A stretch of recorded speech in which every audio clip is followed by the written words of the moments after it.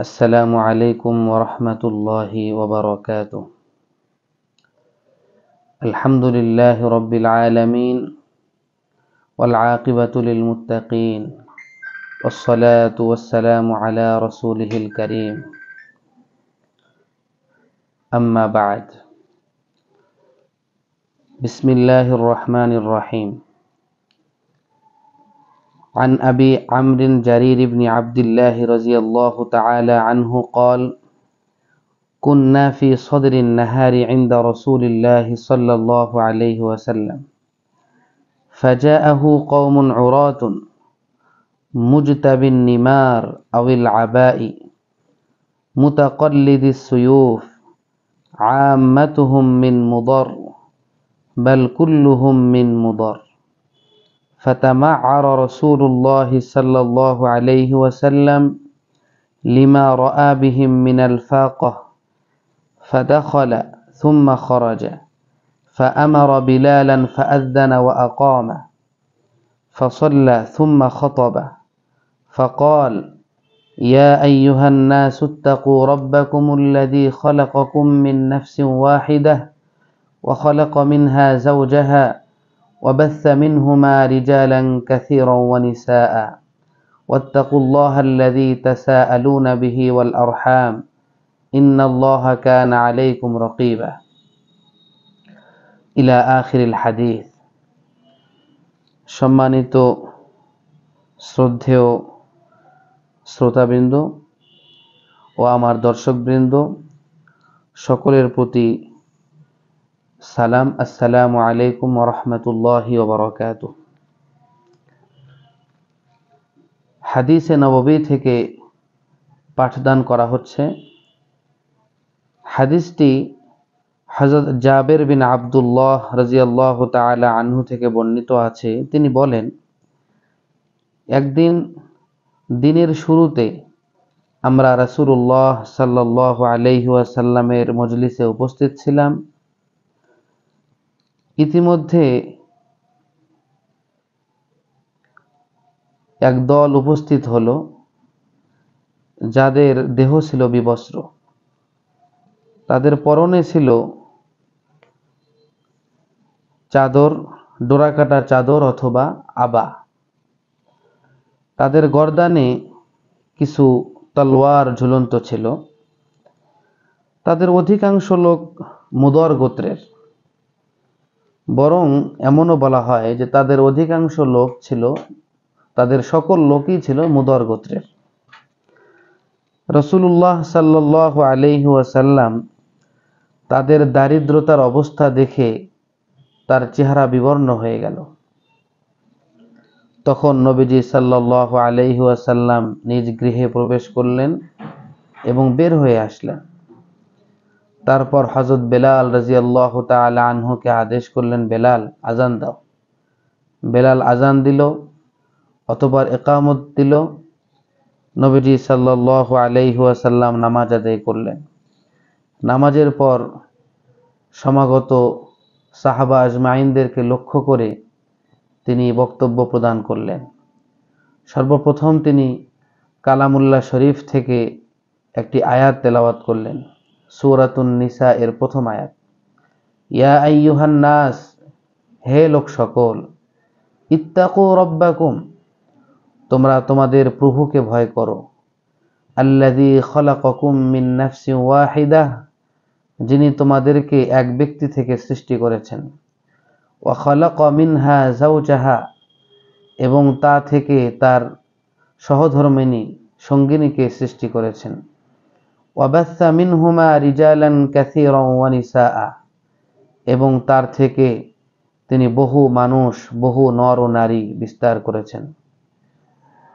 ওয়াত্তাকুল্লাহাল্লাযী তাসাআলুনা বিহি ওয়াল আরহাম, এবং তোমরা ওই আল্লাহকে ভয় করো যার নামে তোমরা পরস্পর একে অপরের কাছে প্রার্থনা করো, এবং রেহেম সম্পর্কেও আত্মীয়তা ছিন্ন করার ক্ষেত্রে আল্লাহ রাব্বুল আলামিনকে ভয় করো। ইন্নাল্লাহা কানা আলাইকুম রাকিবা, নিশ্চয় আল্লাহ রাব্বুল আলামিন তোমাদের উপর তীক্ষ্ণ দৃষ্টি রাখছেন। অতঃপর নবীজি সাল্লাল্লাহু আলাইহি ওয়াসাল্লাম সূরাতুল হাশর থেকেও একটি আয়াত তেলাওয়াত করলেন। ইয়া আইয়ুহাল্লাযীনা আমানুত্তাকুল্লাহ ওয়াল তানজুর নাফসুম মা কদ্দামাত লিগাদ ওয়াত্তাকুল্লাহ ইন্নাল্লাহা খাবীরুম বিমা তা'মালুন। হে বিশ্বাসীগণ, ইত্তাকুল্লাহ, তোমরা আল্লাহকে ভয় করো। ওয়াল তানজুর নাফসুন, প্রত্যেক ব্যক্তিকে ভেবে দেখা উচিত, মা কদ্দামাত লিগাদ, সে আগামীকালের জন্য, আখিরাতের দিবসের জন্য সে কি অগ্রিম পাঠিয়েছে। ওয়াত্তাকুল্লাহ, তোমরা আল্লাহকে ভয় করো।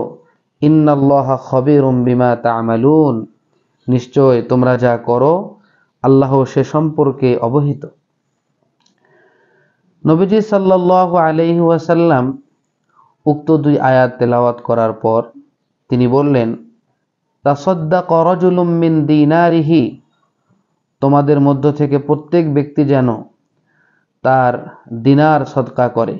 মিন দিরহামিহি, তার কাছে দিরহাম থাকলে দিরহাম সদকা করে। মিন সাউবিহি, তার কাছে কোনো কাপড় থাকলে কাপড় সদকা করে। মিন সা'i বুররিহি মিন সা'i তামরিহি, সে 100 গম কিংবা 100 খেজুর, তার কাছে যাহা আছে সে যেন সদকা করে। হাত্তা ক্বালা ওয়ালাউ বিশিক্কি তামরাতিন, নবীজি দান করার ক্ষেত্রে এভাবে বলতে বলতে এক পর্যায়ে তিনি বললেন, কাহারো কাছে যদি খেজুরের একটি টুকরাও থাকে তাহলে সে যেন তা সদকা করে। ফাজাআ রাজুলুম মিনাল আনসারি বিসুররাতিন, নবীজির উক্ত বক্তব্য প্রদানের পর আনসারদের মধ্য থেকে একজন সাহাবী, একজন ব্যক্তি রাসূল করিম সাল্লাল্লাহু আলাইহি ওয়াসাল্লামের কাছে একটি থলে নিয়ে আসলেন। কাদাত কাফফুহু তা'জাজু আনহা, সেই থলেতে এত পরিমাণ খেজুর ছিল যে সাহাবী এই খেজুরগুলো বহন করতে সক্ষম ছিলেন না। বাল কদ আজাজাত, বরং তিনি অক্ষম ছিলেন। সুম্মা তাতাবা আন-নাস হাত্তা রাআইতু কাউমাইনি মিন তুআবিন ওয়া সিয়াবিন, অতঃপর মানুষেরা একের পর এক ধারাবাহিকভাবে নবীজির দরবারে বিভিন্ন দান সদকা নিয়ে উপস্থিত হতে লাগলো। এর চেহারা সোনার মতো হয়ে গিয়েছে। ফাকালা রাসূলুল্লাহ সাল্লাল্লাহু আলাইহি ওয়াসাল্লাম, অতঃপর নবীজি সাল্লাল্লাহু আলাইহি ওয়াসাল্লাম সকলের উদ্দেশ্যে একটি কথা বললেন। মান সান্না ফিল ইসলামি সুন্নাতান হাসানাতান, যে ব্যক্তি ইসলামের মধ্যে একটি সুন্দর রীতি, একটি সুন্দর নীতি, একটি ভালো আচরণ, একটি ভালো কাজ চালু করলো, ফালাহু আজরুহা ওয়া আজরু মান আমিলা বিহা বা'দাহু, সে ব্যক্তির জন্য তার সেই কাজের সওয়াব এবং ওই সকল ব্যক্তিদের সওয়াব যারা তার পরবর্তীতে তার নিয়ম অনুযায়ী, তার রীতি অনুযায়ী আমল করেছে। মিন গায়রি আন ইয়ানকুসা মিন উজুরিহিম শাইউন, তবে যারা আমল করেছে তাদের সওয়াব থেকে অনুপরিমাণ সওয়াবও কম করা হবে না। ওয়ামান সান্না ফিল ইসলামি সুন্নাতান সাইয়্যাতান, আর যে ব্যক্তি ইসলামের মধ্যে একটি খারাপ রীতি, অশুভ রীতি চালু করেছে, কানা আলাইহি উইজরুহা, এর যে সকল ক্ষতি এবং এর যে পাপ, এর যে গুনাহ তার জন্য থাকবে। ওয়া উইজরু মান আমিলা বিহা মিন বাদিহি, এবং তার পরবর্তীতে যে সকল মানুষ তার চালু করা, তার প্রচলন ঘটানো এই রীতি অনুযায়ী যারা সেই গুনাহের কাজ করবে তাদের সকলের গুনাহ তার উপর এসে যাবে। মিন গায়রি আন ইয়ানকুসা মিন আউজারিহিম শাইউন, তবে যারা গুনাহের কাজ করলো এই গুনাহের থেকে সামান্য পরিমাণ গুনাহ কম করা হবে না। রওয়াহু মুসলিম 1056 নম্বর হাদিস। কানা আলাইহি উইজরুহা, এর যে সকল ক্ষতি এবং এর যে পাপ, এর যে গুনাহ তার জন্য থাকবে। ওয়া উইজরু মান আমিলা বিহা মিন বাদিহি, এবং তার পরবর্তীতে যে সকল মানুষ তার চালু করা, তার প্রচলন ঘটানো এই রীতি অনুযায়ী যারা সেই গুনাহের কাজ করবে তাদের সকলের গুনাহ তার উপর এসে যাবে। মিন গায়রি আন ইয়ানকুসা মিন আউজারিহিম শাইউন, এই গুনাহের কাজের কারণে তাদের যে গুনাহ হলো এই গুনাহের থেকে সামান্য পরিমাণ গুনাহ কম করা হবে না। রওয়াহু মুসলিম 1017 নম্বর হাদিস, মুসলিম শরীফ। কানা আলাইহি উইজরুহা, এর যে সকল ক্ষতি এবং এর যে পাপ, এর যে গুনাহ তার জন্য থাকবে। ওয়া উইজরু মান আমিলা বিহা মিন বাদিহি, এবং তার পরবর্তীতে যে সকল মানুষ তার চালু করা, তার প্রচলন ঘটানো এই রীতি অনুযায়ী যারা সেই গুনাহের কাজ করবে তাদের সকলের গুনাহ তার উপর এসে যাবে। মিন গায়রি আন ইয়ানকুসা মিন আউজারিহিম শাইউন, তবে যারা গুনাহের কাজ করলো এই গুনাহের কাজের কারণে তাদের যে গুনাহ হলো, এই গুনাহের থেকে সামান্য পরিমাণ গুনাহ কম করা হবে না। রাওয়াহু মুসলিম, 1017 নম্বর হাদিস, মুসলিম শরীফের হাদিস। এই হাদিস থেকে আমরা কি শিক্ষা পেলাম? নবীজি সাল্লাল্লাহু আলাইহি ওয়াসাল্লামের দরবারে মুদর গোত্র থেকে কিছু অভাবী মানুষ, তাদের পরনে ছিল সামান্য পরিমাণ চাদর কিংবা আবা, তাদের গর্দানে ছিল ঝুলন্ত তরবারি। অত্যন্ত দারিদ্র অবস্থায় তারা নবীজির দরবারে এসেছে, যা দেখে নবীজির চেহারা বিবর্ণ হয়ে গিয়েছিল। নবীজি সাল্লাল্লাহু আলাইহি ওয়াসাল্লাম বেলালকে আজান দিতে বললেন, ইকামত দেওয়া হলো, নামাজ পড়লো। নামাজের পরে সকল সাহাবা আজমাইনদেরকে তিনি কুরআনুল কারীম থেকে 2টি আয়াত পড়ে শোনালেন। তারপরে নবীজি সাল্লাল্লাহু আলাইহি ওয়াসাল্লাম দান সদকার প্রতি উৎসাহ দান করলেন। এরপরে সাহাবা আজমাইন নবীজির কথা শুনে তারা সকলেই কাপড় এবং খাদ্য নবীজির দরবারে সদকা করতে লাগলো। নবীজি সাল্লাল্লাহু আলাইহি ওয়াসাল্লাম এই সুন্দর কাজ দেখে তিনি হেসে দিলেন। তবে সর্বপ্রথম যে সাহাবী একটি থলে নিয়ে এসেছিলেন, তিনি যেহেতু সর্বপ্রথম দান করা শুরু করেছিলেন, তার দেখা দেখি অন্যান্য সাহাবীরা একের পর এক দান করা শুরু করলেন। তো সর্বপ্রথম যে ব্যক্তি একটি সুন্দর কাজ দান করা শুরু করলেন, তার দেখা দেখি যত মানুষ আমল করলো, ওই ব্যক্তি নিজের সওয়াব এবং পরবর্তীতে তার দেখা দেখি যত মানুষ এই নেক কাজটি করেছে, সকলের সওয়াব সেই ব্যক্তি পাবে।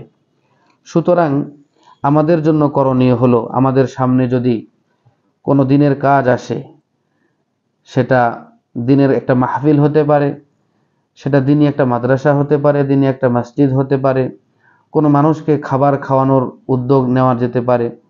যে কোনো ভালো কাজ যদি আমাদের সামনে আসে, আমরা চাইব সর্বপ্রথম এই কাজটি করতে।